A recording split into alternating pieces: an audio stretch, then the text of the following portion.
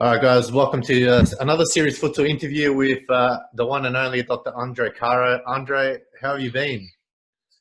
Yeah, I've been great.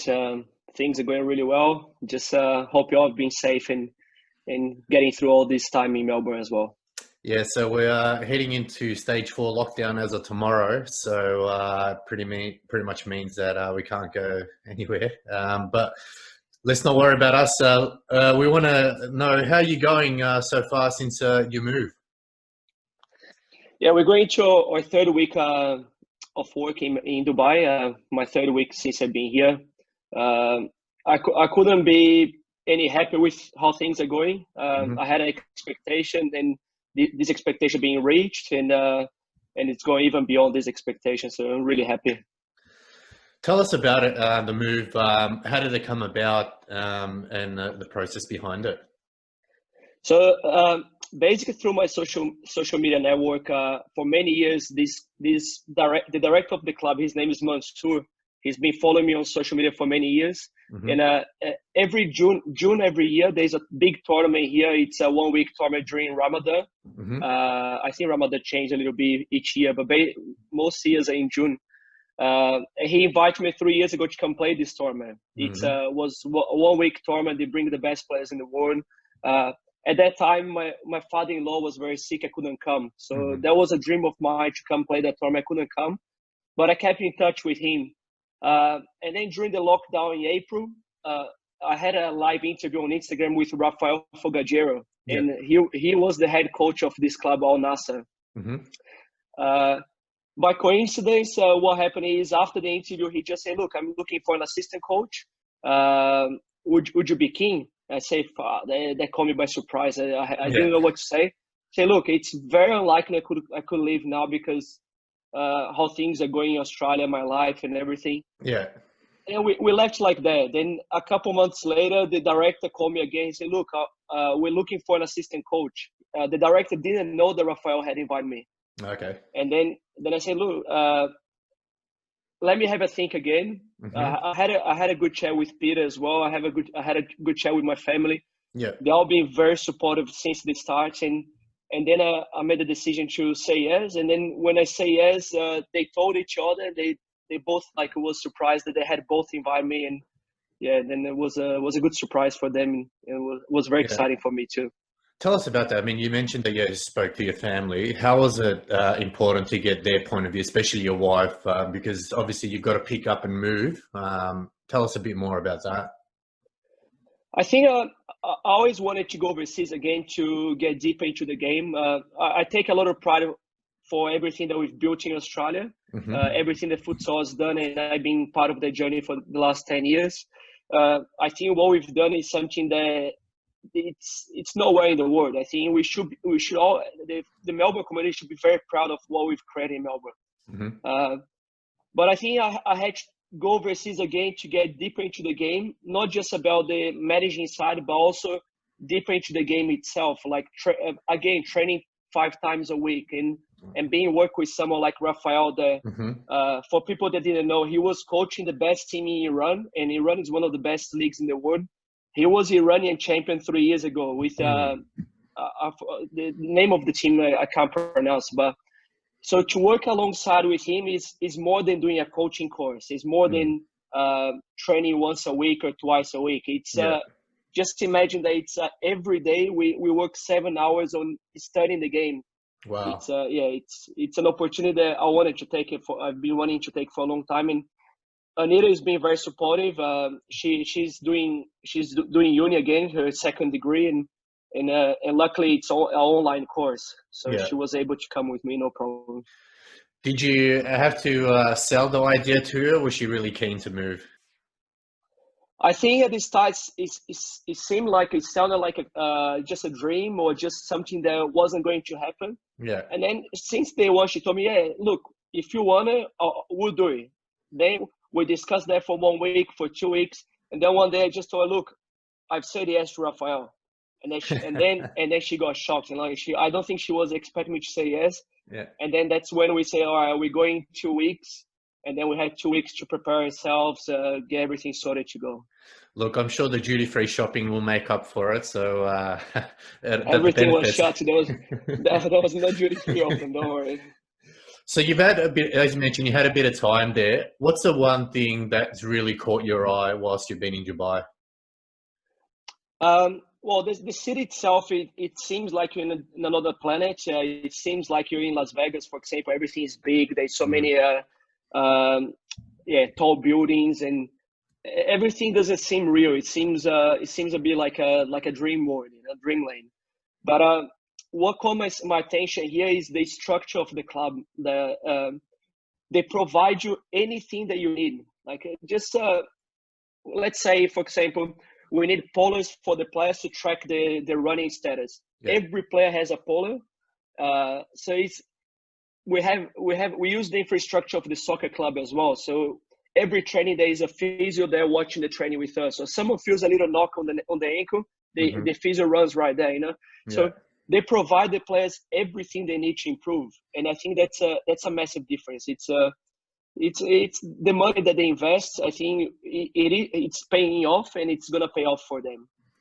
What do you think has been the biggest culture shock? What's the one thing that's is it when you went there? Did you expect sort of a few things, or is it just been out of your mind? It's just been crazy. Well, little things. For example, my wife has to be a bit more conservative here as well. Like it's not a massive culture shock, because we see lots of even the Muslim community. We have lots in Australia, and I have lots of friends. So this part wasn't new. Yeah. But for example, yesterday the senior team trains at 7 o'clock and finishes at 8:30. The other 20s start from 8:30 and finish at 10. And at 7 o'clock they have to pray, for example. Okay. And then sometimes we start the warm up. They stop to pray for 10 minutes, and then we continue on the training session. It's not something that hard to get used to, but it's just something a bit different for us. Have you had a chance to go around the city and just sightseeing a little bit? Yeah, we have 2 days off a week at the moment. We're training 5 times a week. We still don't have the game, so the games are meant to start first week of September. So every day off, Rafael takes me and Anita to a place to see. We've seen that big building. We've gone to the palm tree, the island, the ocean. Yeah, we've seen a fair bit. Awesome place. And tell us a little bit more. How does your day start? So obviously for us here, you know, we have a lot of sort of set routine. But what's a set routine now for you guys over there? We are full-time employees, Rafael and I. So that means we have to work whenever the club needs us to work. At the moment, we have an office in the club there. It's a futsal office. There's 3 desks just for futsal, but we're not allowed to work from there. So at the moment, Rafael and I have been staying in the same hotel for the first month. So Rafael is in level 12, I'm level 6. So we catch up around 3 o'clock in the afternoon. We do about 2 hours studying the training session, planning the training session, but also watching videos from players that we might sign from overseas as well. That's a big part at the moment. Right now, we only have the local players with us. Or international players are meant to come next week. They should be arriving next week. So at the moment, we do 2 hours training planning, and then we go to the club. We have half an hour meeting with the leadership of the club. Then about 3 hours training, including both trainings, seniors and under 20s. The seniors, I'm his assistant coach, so I'm helping him the whole time. And pretty much I train a big part of the training session. I join in the training as well. Okay. To make up numbers sometimes, or even to help with the level as well. And then under 20s training, we have another meeting with before and after every training session. We have a meeting with the director, with the supervisor. And it's very good. So tell us a little bit more about how you guys plan for training, because obviously around in Australia we're semi-professionals here, whereas over there it's full-time professional. What goes into your training plan when you sit down with Rafael? So what's one of the biggest differences in Australia is the calendar in Australia is futsal the whole year round. You can't really have a pre-season. So by saying that, you're not gonna go crazy at training because you're gonna die. You're gonna get injured. Australia, they try to keep that same level for the whole year round, which is the right thing to do. You can't really train more than 2-3 times a week. You're gonna get injured. You're gonna get tired, overtraining. Here, we know that the season is gonna start first week of September. So since the day we arrived, we knew that we had 7 weeks, and we had 7 weeks to prepare the team, training 5 days a week. So together with the Finnish conditioning trainer, we came up with a schedule that over the 7 weeks we had to get them fit, but also work on every aspect of the game. So, for example, we had to the first couple of weeks, for example, we worked on the technical aspects and the game system, the way we play the game, the movements that we use. The next couple of weeks, we start working on set pieces, and then we're gonna just a few weeks before the season starts, we're gonna go into transition, which counterattacks. So we had 7 weeks times 5 trainings a week to work on every single aspect of the game. So that's another thing that I was looking forward to here is how to prepare a team, knowing that we're going to start the season in 6 weeks. And that's what's good about Rafael. He has very clear in his mind, and also we have a calendar that first week we work on this, second week we work on this, and then each session we progress to the next. So we start, let's say, counter-attack level 1 today, counter-attack level 2 tomorrow, level 3. But level 2, we start with level 1 very quickly and we move on to level 2. So it's always progressing and getting a bit harder for the players for when the season starts, the team is ready to go. And tell us something that you've learned from Rafael. You've mentioned, you've been in contact with him for quite a while and you're his assistant. What's something that you've learned from him that you're going to introduce when you're coaching your under-20s, and also if you manage to come back one day? I think what's important is his capacity of visualizing what's not going right and fixing. So, for example, coaching, everyone knows it's easy to find a drill for coaching. It's like, let's say I want to work transition. I want to work set piece. Come to my YouTube, there'll be 100 drills there. But the way you deliver that's the key. And that's why Rafael is so good as well. And that's... I had already a lot of experience with that, but working together with him, and then we go to the club together, we have these meetings together. I see the way he's thinking. So, for example, a couple of days ago, we did a training session, and we finished the training session. We feel the players didn't get it what we were saying. The day after, we just went a step back. We start again. We was a training session on how to finish the attack. So, for example, in futsal, the first third of the training of the game, it's elaborate. So you wanna set up the attack, but then once you get close to attack, how do you finish the attack? And it was a training session on how to finish, and we felt they didn't get it. And then yesterday we went a step back. We did it again with different types of exercise, and then they got it. And then we say, today was a really good training session. We feel they're doing better now. So that's his capability of seeing mistakes and how to fix those mistakes. I think that comes with experience as well. And you mentioned that, it's a great opportunity. What do you want to achieve? Let's say, for example, if you do happen to come back, we hope, you are successful, but if you do come back, what does success look like for you, do you reckon? I think the future for me in Australia, it's a bit uncertain for me at the moment. It's all my mind is here in right now at the present.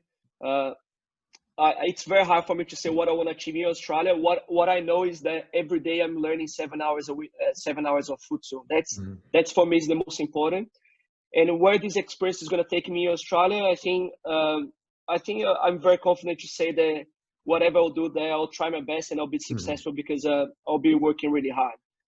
So it's at the moment it's a bit tricky for me to say how I'm going to apply the experience in Australia if the clubs are training once a week. So I think it'll be a lot of working the coach of the club, saying taking Fitzroy as an example of a good young team that let's take them and train. All right, guys, you guys must train 4 times a week. So, but how are we gonna do that? We have to find carear, have to do that. So I think there'll be a lot of work done behind the scenes, and once I get to that type of environment that we're able to get Paskovic train 4 or 5 times a week, I think that there'll be a very exciting future. What do you hope to achieve whilst you're in Dubai? So that's probably the one thing that people, we want to know is what's the success look like for Andre in Dubai? How everything works here is you're allowed to have 3 international players on the court. Until 2 years ago, you're allowed to have 3 international players, and those 3 could be whatever age. So they could be 25, 30 years old. So they used to bring 3 of the best players in the world here to play. Since 2 years ago, they changed the rule that those 3 international players must be under 20s. Okay. The reason for that is that they want to give these players the citizenship one day to play for the national team. So they did the same thing with soccer here. Yeah. Now they want to improve the national team. That's how they did that. Or 3 international players that we're bringing here. They're all one of the best players in Brazil. And there is some chance I might be able to bring 1 player from Australia, but the directors at this time, he said no chance. We're not going to bring anyone from Australia. But now this player might come with the condition that he comes in a 1-month test at the start. So if he doesn't do well for the first month, he goes back home. Yeah. So my goal here, the international players that we had last season, they finished 3rd with some good international players. But this year we're bringing even better international players. We're hoping to finish top 2 or win the championship in the senior level. And under 20s, they lost in the grand final last year, so I have to go a step further. The pressure is on me to win the championship for the under 20s. Do you think that pressure is it'll be bring out the best of you, and it'll really make you step out of your comfort zone and make sure you tick things off and get to that win that elusive title? Well, I think you always need a little bit of luck, but I think I'm confident in my work. The 7 weeks preparing the under 20s team. I'm not really worried about the pressure. I think if I win, I came here. I knew that I had to perform. So it's just another excitement for me. That's all it is. Tell us a little bit more about the under 20 squad. What have you seen that's really impressed you? The local players are very similar to the level in Australia. And if anything, we have some players in Australia that are probably better than the local players from here. But again, the players here are training 5 times a week. So they're improving very fast and quickly. I see that they're very committed. And those commitments probably come because they're all in a professional contract. So I don't see much difference between here and Australia level-wise. I just see that here they're super committed because they're all in a contract. So I think that's mainly what it is. They have the investment behind and they need to get results from that. Yeah. And you mentioned that potentially there could be an Australian coming over. Which names come to mind that you think that could do well over there if you had the chance to sign them?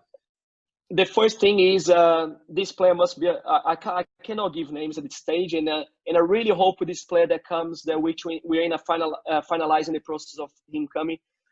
I really hope he comes and performs, because if he comes and performs, he will open doors for the future players. If he comes and doesn't perform, I think he will close many doors for future Australians. So the pressure is a lot on him, and he's aware of that. Yeah. The only hint I can say is that we're not going to bring any 19, 18-year-old, 17-year-old boys. This player must be 20 because he'll be competing. You're only allowed to have 3 international players on the court. Yeah. We already bring 3 guns from Brazil, so this player is going to be competing with these 3 players for game time, So that's all I can say at this stage. So no hint who it is? Well, this player is born in 2000. That's all I can say. That's a good one there. Speaking of which, I'm not sure how much up to date you are with Pasco. News coming out yesterday that Paul Taylor is no longer the president and Simon Wandok is now the president. Big news for us here because we didn't see that coming. How have you heard that at all? Well, yeah, I've been supporting them behind the scenes with me coming here. I had to step out from the committee because of time-wise. I'm very busy here, and my mind's not there. Once your mind's not somewhere, you have to stop. Simon always been the general manager, and one stage was Simon president and Paul general manager. Yeah. So basically, it's Paul. He can't be there anymore. He's been suspended from the Senate, from what I've been told. So Simon had to step in, but he's very aware of the role that he has. He has support from he has a lot of support from Greg, from Paul Vidic, even myself. Simon messaged me, I say my opinion. So I think he's full capable of doing the job. Yeah. So it's a big restructure for Pascoval, because they've lost the likes of yourself, Alejandro, Ellison Lima, Maurizio Novak, João da Silva retiring. We're hearing Aaron obviously being out injured. What's next? Do you feel for Pascoval? Do they just restart again, or do they try to bring in experience? Do you reckon? I think they're gonna. So Pascoval, we've had the 16s, 18s, very strong team based in Melneblen. Yeah. They every year they get to the grand final, but every year they lose to Fitzroy in the grand final. But it's a very talented team. I think they're the future of the club. Together with some players that all the time, I know that the club gets messages from players that want to come to Pascoval. So I think these experienced players that might come together with these young players, it's a good mixture. We see the same happening in Spain, for example. Inter Movistar, they just won the Spanish league. Yeah. They lost half of the squad and they bring in half of young players. So this transition happens. I think it's time for the club to freshen up and get ready for the future. What's one thing do you miss about Australia? I love the community. I love the people in Australia. People here are really nice, but it's still here not home. Australia is home. I just really wish that Melbourne was in this situation. People were able to live their lives. It's just I feel people are stuck. They're not living. They're not themselves.